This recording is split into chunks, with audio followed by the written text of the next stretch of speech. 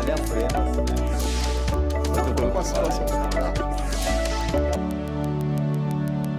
Olá, programa Em Discussão Especial está no ar. Nesta primeira quinzena de julho de 2019, a reforma da Previdência é o nosso tema porque ela já passou pela Câmara dos Deputados, vai ao Senado. Muita gente curiosa e, claro, interessada para saber sobre as mudanças, mas hoje o nosso papo aqui, nossa conversa, é com a educadora financeira Cíntia Sena, que eu vou passar um pouquinho aqui pelas alterações principais, mas vamos falar de educação financeira, que é a sua área, porque é muito importante. Eu fico pensando, Cíntia, essa turma que ainda vai entrar no mercado e para a gente que já está há um bom tempo, a gente está um pouco preocupado. Imagina para eles, né? Muito obrigado pela sua presença, viu?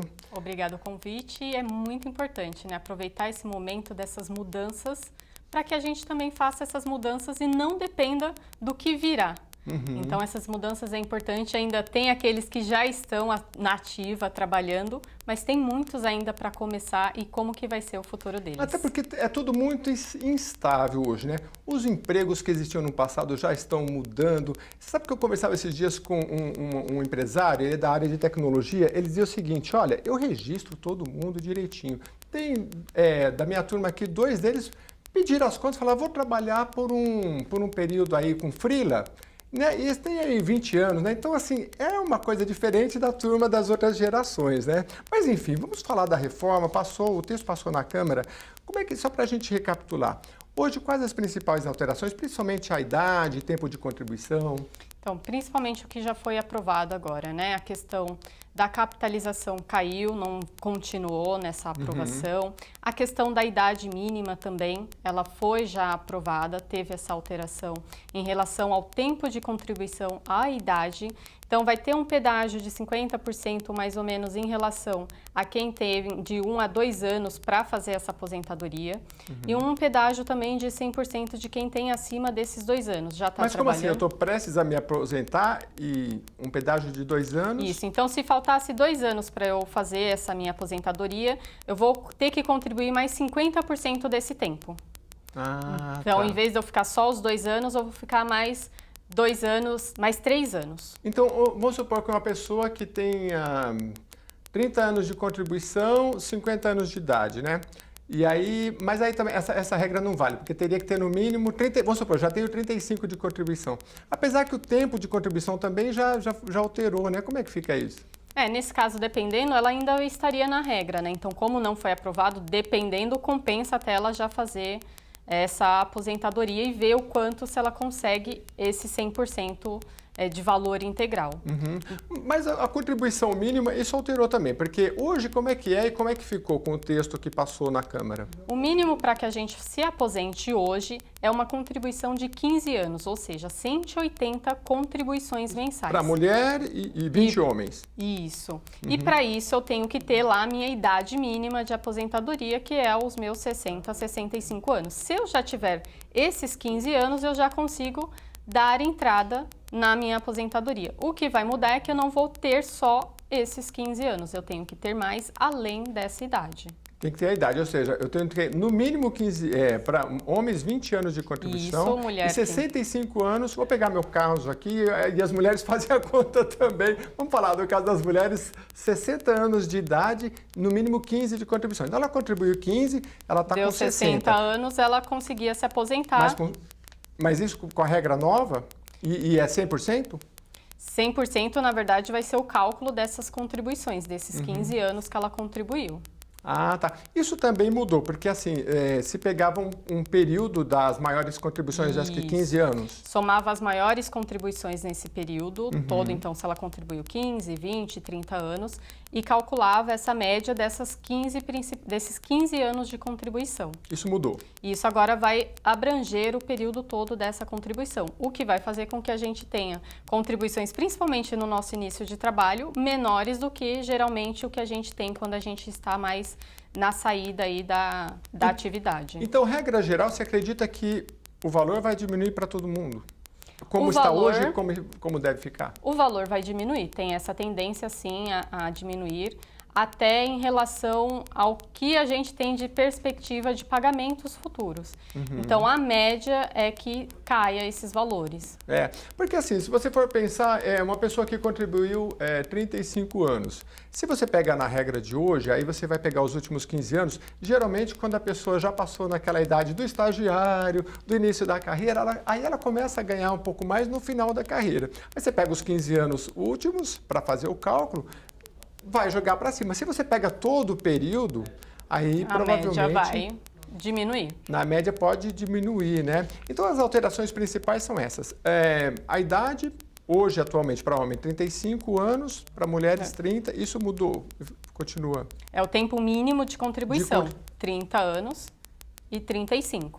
E a idade também 65? Idade 60 a 65.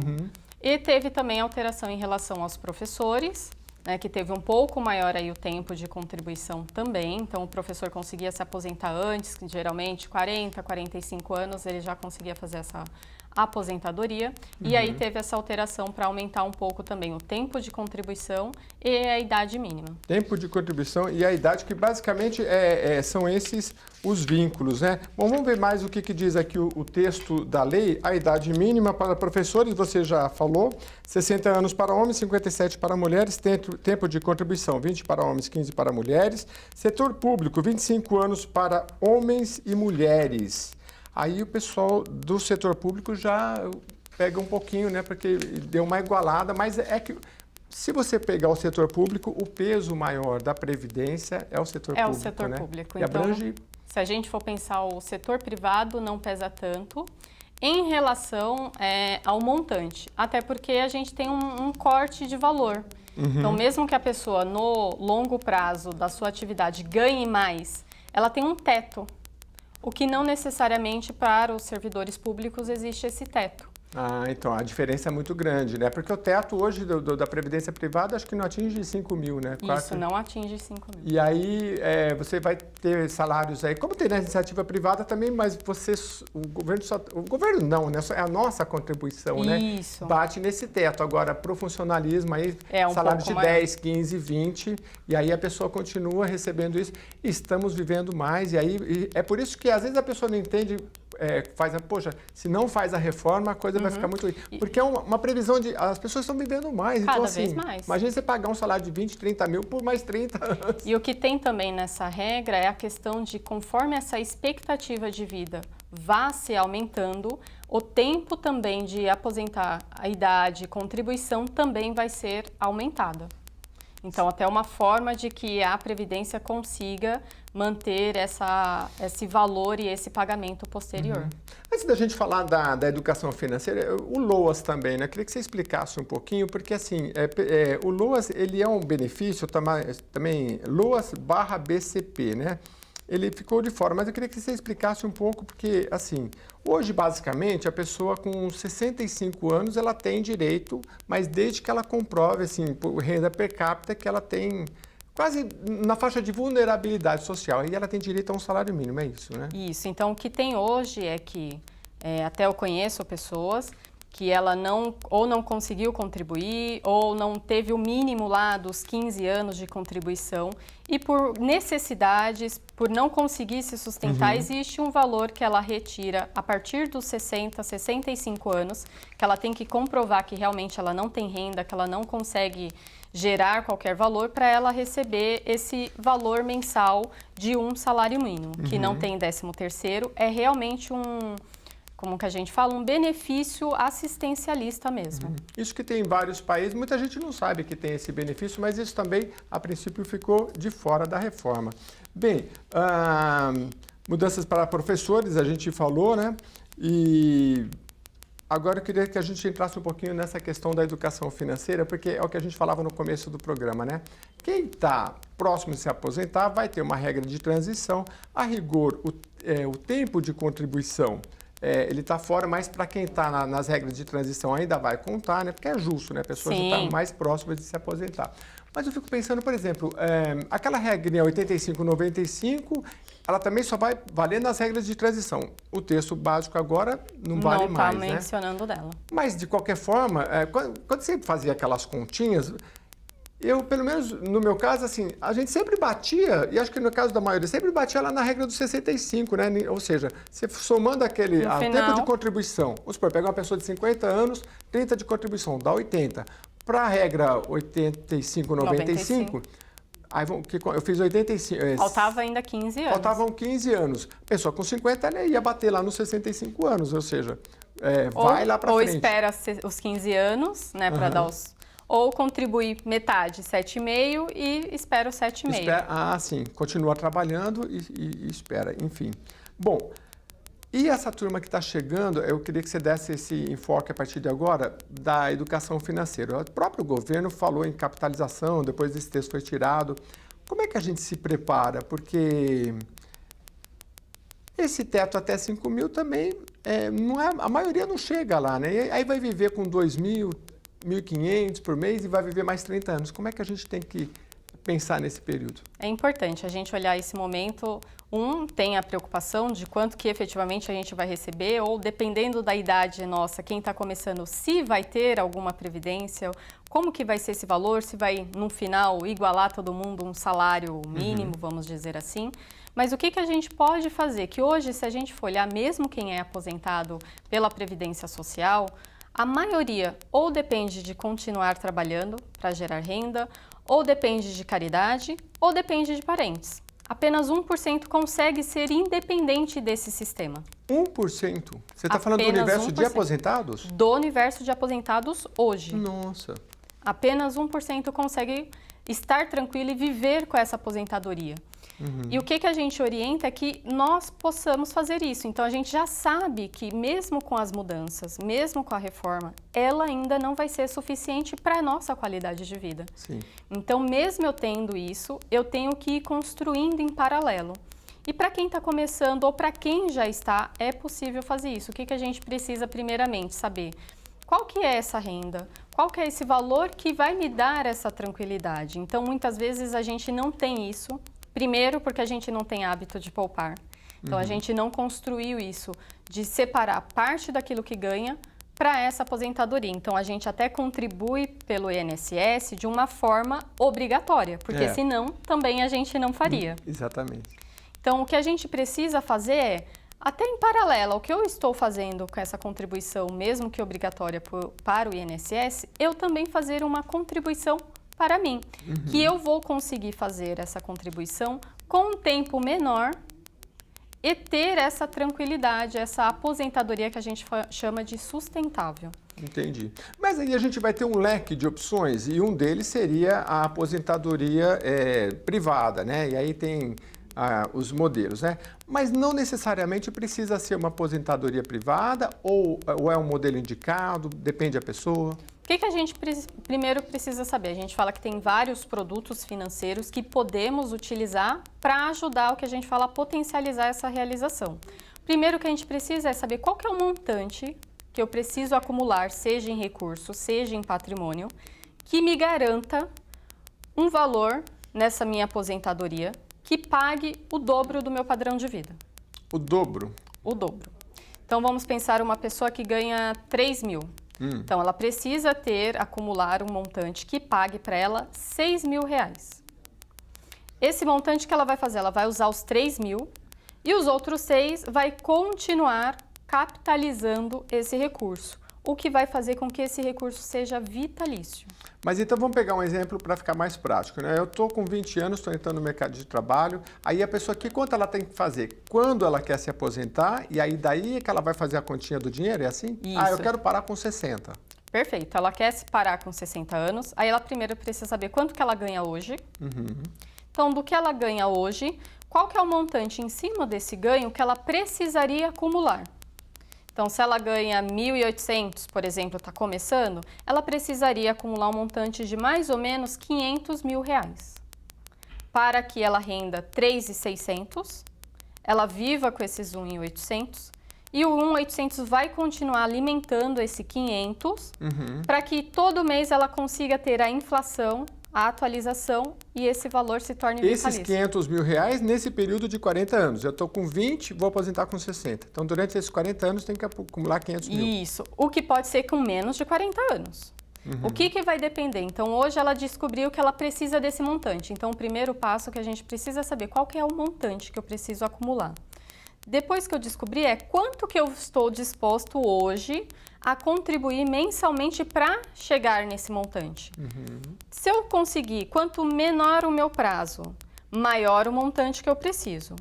Quanto mais tempo eu tiver, menos eu coloco de aporte. A título de exemplo, para essa mesma pessoa de 1.800, se ela tiver 30 anos, a partir de R$ 121 ela começa e consegue esse montante em 30 anos. Ah, é? A partir de R$ 121? Olha, vocês fazem a conta mesmo, hein? Fazemos tudo.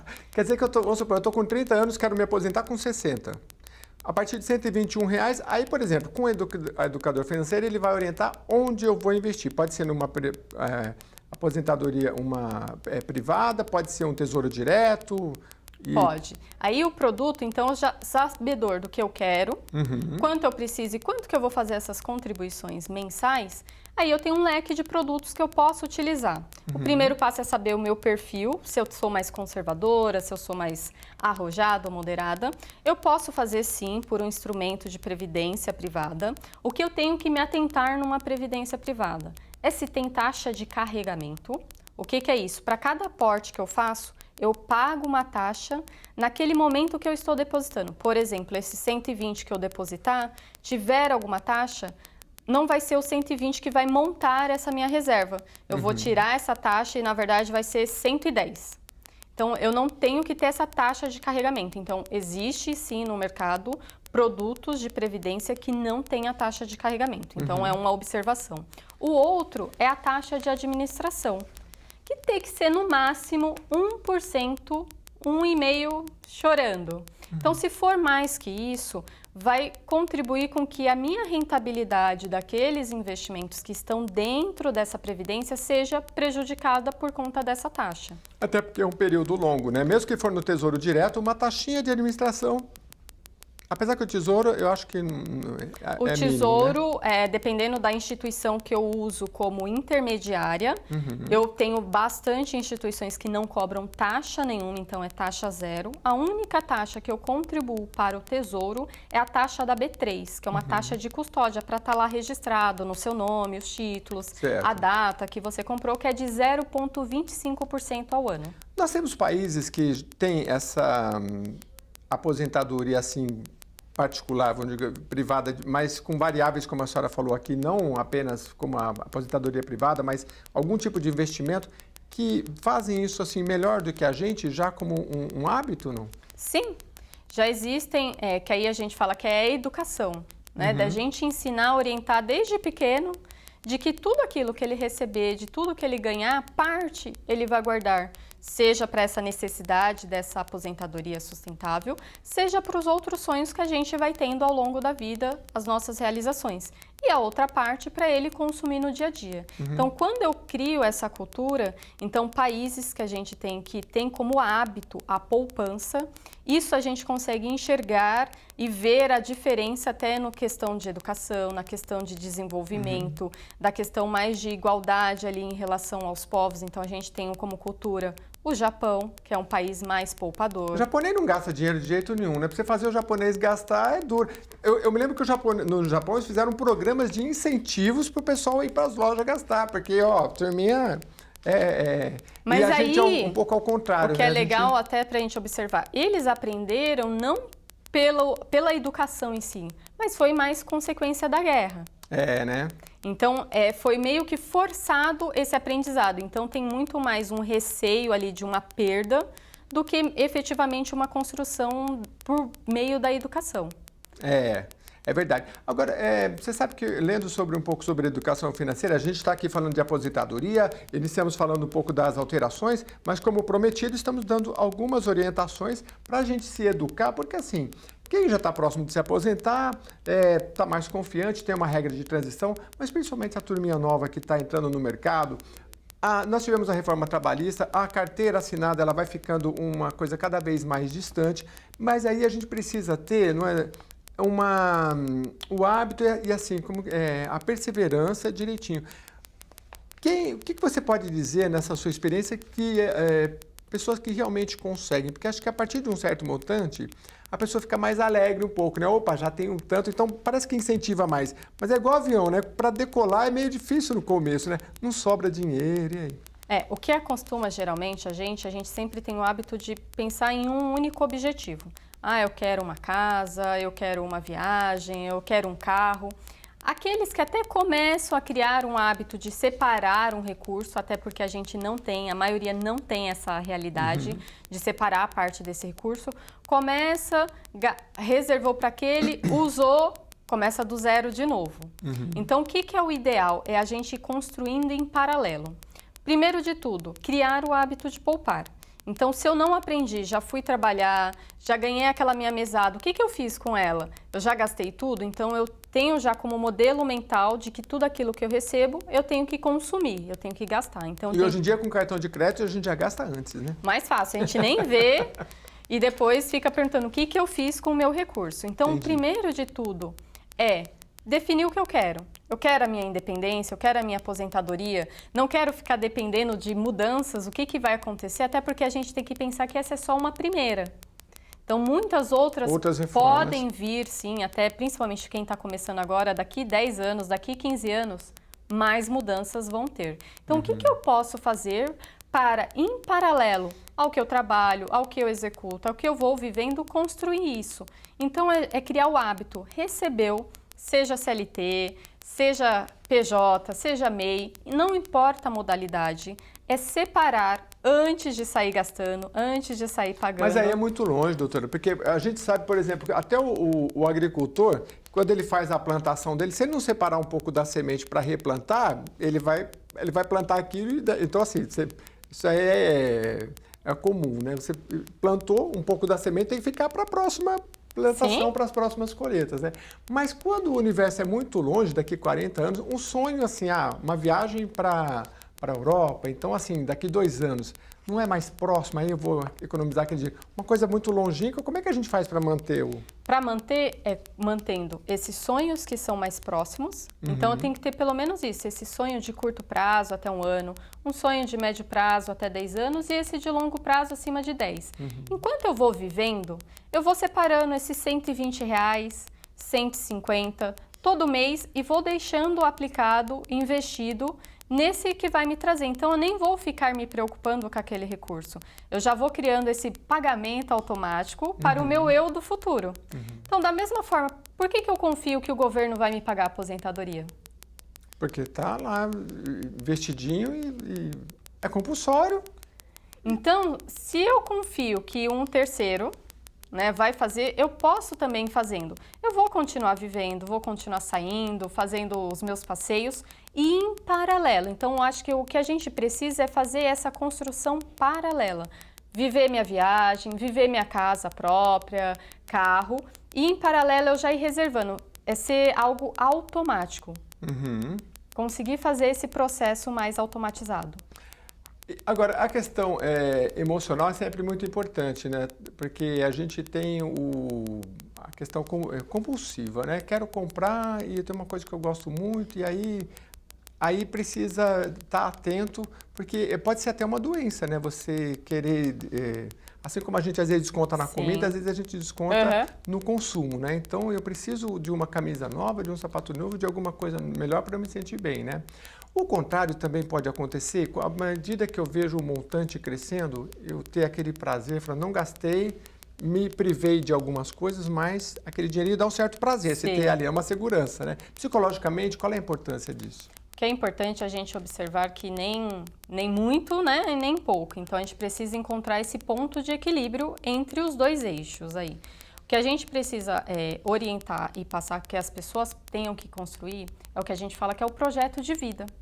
Então, quando a gente sabe o que a gente quer, né, que é o mais difícil, se a gente for perguntar para cada pessoa, para cada um que está assistindo, o que vocês querem para amanhã? O que vocês querem para daqui 1 ano? Vocês já estão planejando a viagem do final do ano, que já está aí na porta? Ou vai deixar para decidir em cima da hora e aí com isso vai gastar mais?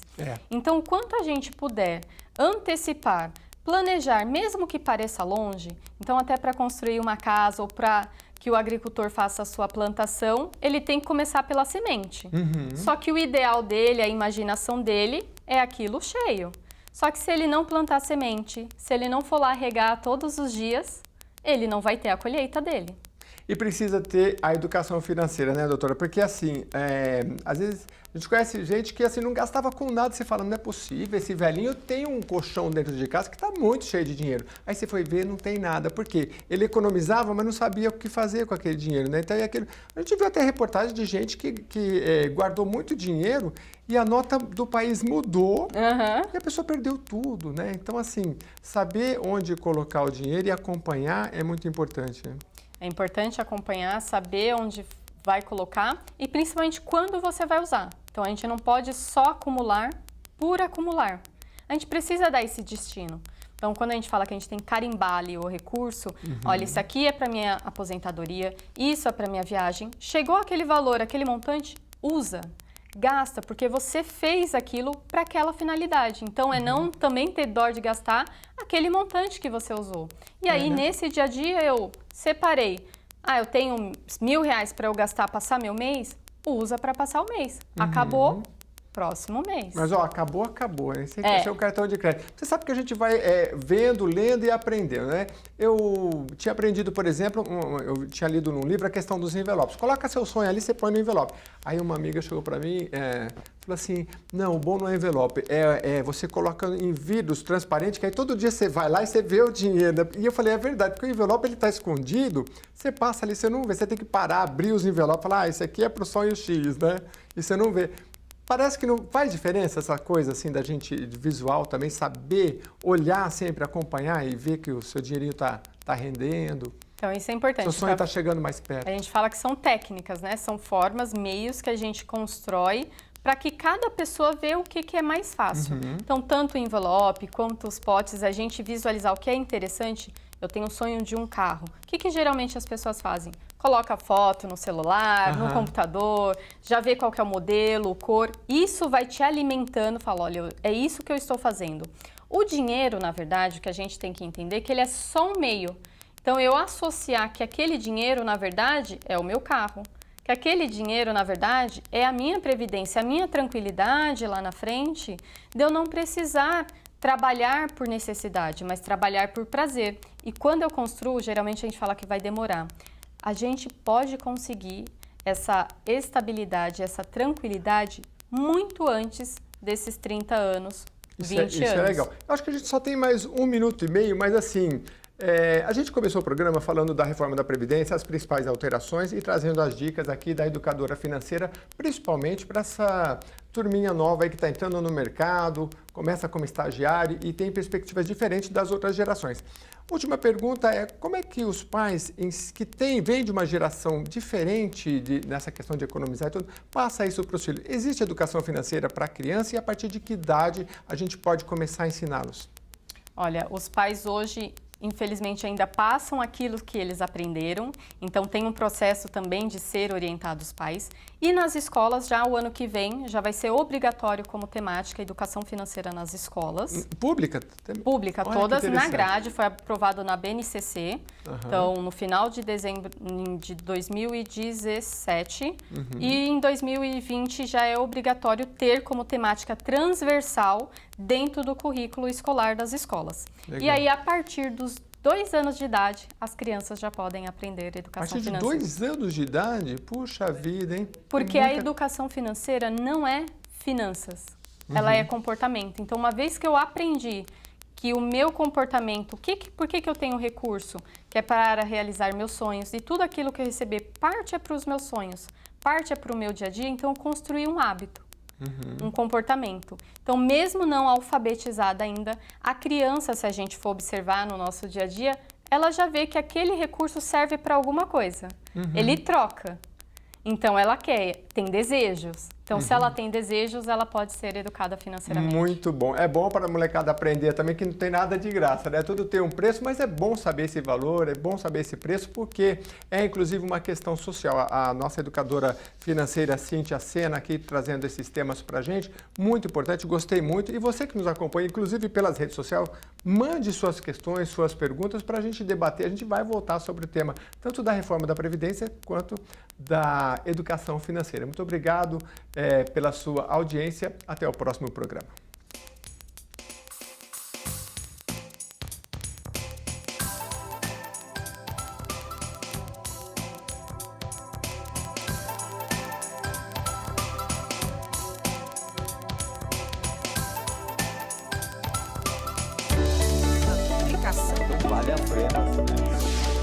Muito bom com a situação.